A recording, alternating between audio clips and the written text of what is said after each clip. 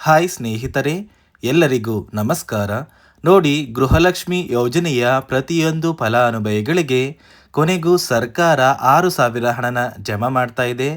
ನಾಳೆ ಫೆಬ್ರವರಿ 2 ಭಾನುವಾರ ಮತ್ತು ಸೋಮವಾರ ಫೆಬ್ರವರಿ 3ರಂದು ಕರ್ನಾಟಕದ 28 ಜಿಲ್ಲೆಗಳ ಪ್ರತಿಯೊಂದು ಫಲಾನುಭವಿಗಳ ಬ್ಯಾಂಕ್ ಖಾತೆಗೆ 6,000 ಹಣ ಜಮಾ ಆಗ್ತಾ ಇದೆ. ಅದೇ ರೀತಿ ಸುಮಾರು 1,23,000 ಫಲಾನುಭವಿಗಳಿಗೆ ಈ ಬಾರಿ ಈ 6,000 ಹಣನ ಸರ್ಕಾರ ಕ್ಯಾನ್ಸಲ್ ಮಾಡಿದೆ. ಇತ್ತೀಚೆಗೆ ಹಣಕಾಸು ಇಲಾಖೆ ಜಾರಿಗೆ ತಂದಿರುವ 5 ಹೊಸ ನಿಯಮದ ಆಧಾರದ ಮೇಲೆ ಹಣ ಜಮಾ ಆಗ್ತಾ ಇದೆ ಅಂತ ಹೇಳ್ತಾ, ಆ ನಿಯಮಗಳು ಏನು ಮತ್ತು ಸರ್ಕಾರದಿಂದ ಬಂದಿರುವಂತಹ ಒಂದು ಮಾಹಿತಿ ಏನು ಅಂತ ಕೂಡ ತಿಳ್ಕೊಳ್ಳೋಣ. ಅದಕ್ಕಿಂತ ಮೊದಲು ನೋಡಿ ಸ್ನೇಹಿತರೆ, ನೀವೇನಾದ್ರೂ ಇನ್ನೂ ಕೂಡ ನನ್ನ ಚಾನಲ್ನ ಸಬ್ಸ್ಕ್ರೈಬ್ ಆಗಿಲ್ಲ ಅಂದರೆ ದಯವಿಟ್ಟು ಪ್ರತಿಯೊಬ್ಬರು ಚಾನಲ್ನ ಸಬ್ಸ್ಕ್ರೈಬ್ ಮಾಡ್ಕೊಳ್ಳಿ, ಹಾಗೆ ವಿಡಿಯೋಗೆ ಒಂದು ಲೈಕ್ನ ಕೊಡಿ. ಹೌದು ಸ್ನೇಹಿತರೆ, ಗೃಹಲಕ್ಷ್ಮಿ ಯೋಜನೆಯ ಸಾಕಷ್ಟು ಫಲಾನುಭವಿಗಳು ಕಳೆದ ಜನವರಿ ತಿಂಗಳಿಂದ ನಮ್ಮ ಬ್ಯಾಂಕ್ ಖಾತೆಗೆ ಇನ್ನೂ ಕೂಡ 16ನೇ ಕಂತಿನ ಹಣ ಜಮಾ ಆಗಿಲ್ಲ ಅಂತ ಪ್ರತಿನಿತ್ಯವೂ ಕೂಡ ವೆಯ್ಟ್ ಮಾಡ್ತಾ ಇದ್ರಿ. ಯಾವ ದಿನ ನಮ್ಮ ಬ್ಯಾಂಕ್ ಖಾತೆಗೆ ಹಣ ಜಮಾ ಆಗುತ್ತೆ ಅಂತ ಸಾಕಷ್ಟು ಫಲಾನುಭವಿಗಳು ಕಮೆಂಟ್ನ ಕೂಡ ಮಾಡ್ತಾ ಇದ್ರಿ.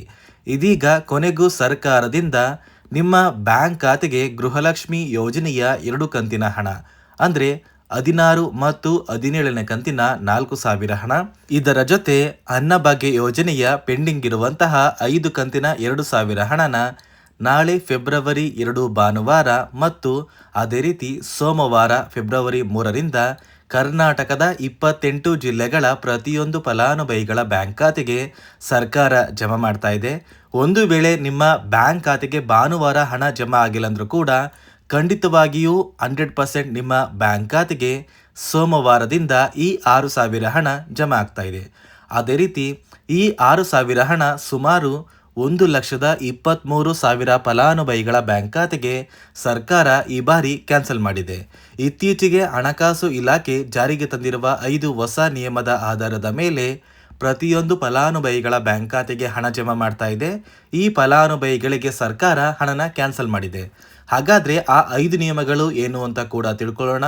ಅದಕ್ಕಿಂತ ಮೊದಲು ನಾಳೆ ಫೆಬ್ರವರಿ 2 ಭಾನುವಾರ ಮತ್ತು ಫೆಬ್ರವರಿ 3 ಸೋಮವಾರ ಕರ್ನಾಟಕದ ಯಾವ ಜಿಲ್ಲೆಗಳ ಫಲಾನುಭವಿಗಳ ಬ್ಯಾಂಕ್ ಖಾತೆಗೆ ಸರ್ಕಾರ ಹಣ ಜಮಾ ಮಾಡ್ತಾ ಇದೆ ಅಂದರೆ, ಮೊದಲಿಗೆ ಬಾಗಲಕೋಟೆ, ಬೆಳಗಾವಿ, ವಿಜಯಪುರ, ಧಾರವಾಡ, ಗದಗ, ಹಾವೇರಿ, ಉತ್ತರ ಕನ್ನಡ, ಬೆಂಗಳೂರು ನಗರ, ಬೆಂಗಳೂರು ಗ್ರಾಮಾಂತರ, ರಾಮನಗರ, ಚಿಕ್ಕಬಳ್ಳಾಪುರ, ಚಿತ್ರದುರ್ಗ, ದಾವಣಗೆರೆ, ಕೋಲಾರ, ಶಿವಮೊಗ್ಗ, ತುಮಕೂರು, ಬಳ್ಳಾರಿ, ಬೀದರ್, ಕಲಬುರಗಿ, ಕೊಪ್ಪಳ, ರಾಯಚೂರು, ಯಾದಗಿರಿ, ವಿಜಯನಗರ, ಚಾಮರಾಜನಗರ, ಚಿಕ್ಕಮಗಳೂರು, ದಕ್ಷಿಣ ಕನ್ನಡ, ಹಾಸನ, ಕೊಡಗು, ಮಂಡ್ಯ, ಮೈಸೂರು ಮತ್ತು ಉಡುಪಿ ಈ 28 ಜಿಲ್ಲೆಗಳ ಪ್ರತಿಯೊಂದು ಫಲಾನುಭವಿಗಳ ಬ್ಯಾಂಕ್ ಖಾತೆಗೆ ಸರ್ಕಾರ ನಾಳೆ ಭಾನುವಾರ ಫೆಬ್ರವರಿ 2 ಮತ್ತು ಸೋಮವಾರ ಫೆಬ್ರವರಿ 3ರಂದು ಕರ್ನಾಟಕದ 28 ಜಿಲ್ಲೆಗಳ ಪ್ರತಿಯೊಂದು ಫಲಾನುಭವಿಗಳು ನಿಮ್ಮ ಬ್ಯಾಂಕ್ ಖಾತೆಗೆ ಈ 6,000 ಹಣನ ಪಡ್ಕೋತೀರಾ. ಒಂದು ವೇಳೆ ನಿಮ್ಮ ಬ್ಯಾಂಕ್ ಖಾತೆಗೆ ಹಣ ಜಮಾ ಆಗಿಲ್ಲ ಅಂದರೂ ಕೂಡ ಫೆಬ್ರವರಿ 10ರಷ್ಟರಲ್ಲಿ ಪ್ರತಿಯೊಂದು ಫಲಾನುಭವಿಗಳ ಬ್ಯಾಂಕ್ ಖಾತೆಗೆ ಈ 6,000 ಹಣ ಜಮಾ ಆಗುತ್ತೆ ಅಂತ ಹಣಕಾಸು ಇಲಾಖೆಯಿಂದ ಪ್ರತಿಯೊಂದು ಫಲಾನುಭವಿಗಳಿಗೆ ಮುಖ್ಯವಾದ ಮಾಹಿತಿನ ಕೊಟ್ಟಿದೆ. ಅದೇ ರೀತಿ ನಿಮ್ಮ ಬ್ಯಾಂಕ್ ಖಾತೆಗೆ ಗೃಹಲಕ್ಷ್ಮಿ ಯೋಜನೆಯ ಒಟ್ಟು 15 ಕಂತಿನ ಹಣ ಜಮಾ ಆಗಿದ್ರೆ ಮಾತ್ರ ಸರ್ಕಾರದಿಂದ ನಿಮ್ಮ ಬ್ಯಾಂಕ್ ಖಾತೆಗೆ 16 ಮತ್ತು 17ನೇ ಕಂತಿನ 4,000 ಹಣ ಅಂದರೆ 2 ಕಂತಿನ ಹಣ ನಿಮ್ಮ ಬ್ಯಾಂಕ್ ಖಾತೆಗೆ ನೇರವಾಗಿ ಜಮಾ ಆಗುತ್ತೆ.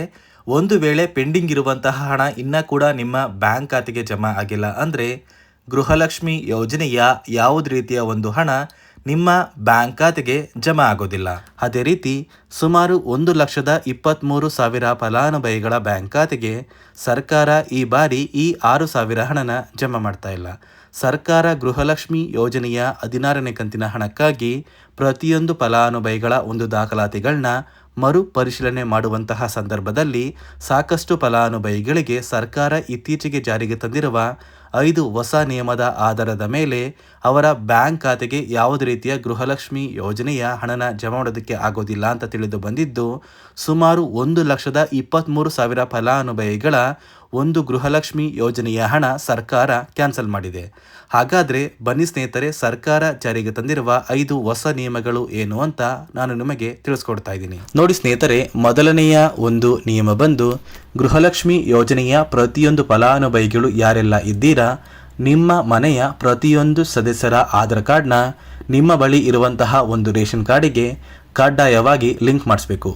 ಈ ಒಂದು ನಿಮ್ಮ ಆಧಾರ್ ಕಾರ್ಡ್ನ ಲಿಂಕ್ ಮಾಡಿಸೋದಕ್ಕೆ KYC ಅಂತ ಕರೀತಾರೆ. ಸಾಕಷ್ಟು ಫಲಾನುಭವಿಗಳ ಒಂದು ರೇಷನ್ ಕಾರ್ಡಿಗೆ KYC ಪೆಂಡಿಂಗ್ ಇದೆ.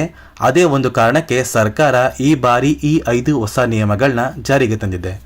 ಅದೇ ರೀತಿ ಎರಡನೆಯ ಒಂದು ನಿಯಮ ಬಂದು ಸಾಕಷ್ಟು ಫಲಾನುಭವಿಗಳ ಒಂದು ಆಧಾರ್ ಕಾರ್ಡ್ ಏನಿದೆ, ಆ ಒಂದು ಆಧಾರ್ ಕಾರ್ಡ್ 15 ವರ್ಷ ಅಥವಾ 15 ವರ್ಷಕ್ಕಿಂತ ಹೆಚ್ಚು ಹಳೆಯ ಆಧಾರ್ ಕಾರ್ಡ್ ಆಗಿದೆ. ಈ ಒಂದು ಫಲಾನುಭವಿಗಳು ಅವರ ಆಧಾರ್ ಕಾರ್ಡ್ಗೆ ಯಾವುದೇ ರೀತಿಯ ತಿದ್ದುಪಡಿ ಕೂಡ ಮಾಡಿಸಿಲ್ಲ ಮತ್ತು ಯಾವುದೇ ರೀತಿಯ ಒಂದು ಅಪ್ಡೇಟ್ನ ಕೂಡ ಮಾಡಿಸಿಲ್ಲ. ಅದೇ ಒಂದು ಕಾರಣಕ್ಕೆ ನಿಮ್ಮ ಆಧಾರ್ ಕಾರ್ಡ್ನ ನೀವು ತಿದ್ದುಪಡಿ ಮಾಡಿಸಿಲ್ಲ ಅಂದರೆ ನಿಮ್ಮ ಬ್ಯಾಂಕ್ ಖಾತೆಗೆ 2,000 ಹಣ ಜಮಾ ಆಗ್ತಾ ಇಲ್ಲ. ಮತ್ತೆ ಸ್ನೇಹಿತರೆ, ಸರ್ಕಾರ 16ನೇ ಕಂತಿನ ಹಣನ ಜಮಾ ಮಾಡುವ ಮುಂಚೆ ಪ್ರತಿಯೊಂದು ಫಲಾನುಭವಿಗಳ ಒಂದು ದಾಖಲಾತಿಗಳನ್ನ ಮರುಪರಿಶೀಲನೆ ಮಾಡಿದ್ದಾರೆ. ಈ ಒಂದು ಸಂದರ್ಭದಲ್ಲಿ ಫಲಾನುಭವಿಗಳು ಸರ್ಕಾರಕ್ಕೆ ತೆರಿಗೆನ ಕಟ್ತಾ ಇರೋದು ತಿಳಿದು ಬಂದಿದೆ.